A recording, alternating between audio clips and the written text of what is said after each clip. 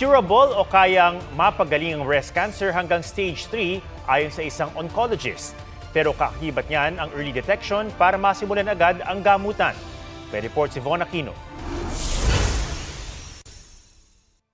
June 2018 nang makapani may layugan ng bukol sa kanyang kanang dibdib. Matapos magpatingin sa doktor na kumpirmang may breast cancer stage 2B siya.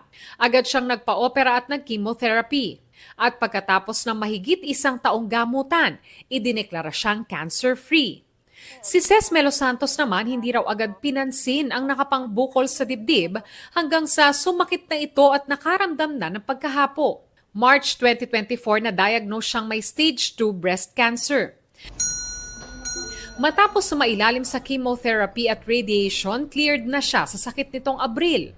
Ang kwento ni May at Ces, patunay na hindi death sentence ang pagkakaroon ng breast cancer. It was really, I believe, a miracle for me na if you feel something, go get it checked. Pag umedad ka na ng 30, mga ganun pataas, kailangan nag-check ka talaga yearly or kahit sa sarili mo, nagkakapa man lang ng breast mo, kahit wala kayong history. Sabi ng oncologist na si Dr. Norman San Agustin, curable o kayang mapagaling ang breast cancer hanggang stage 3. Kailangan lang ma-detect ng maaga at agad masimula ng gamutan. Sa ngayon, libre ang breast ultrasound at mammogram sa mga pampubliko at ilang pribadong ospital sa ilalim ng konsulta package ng PhilHealth.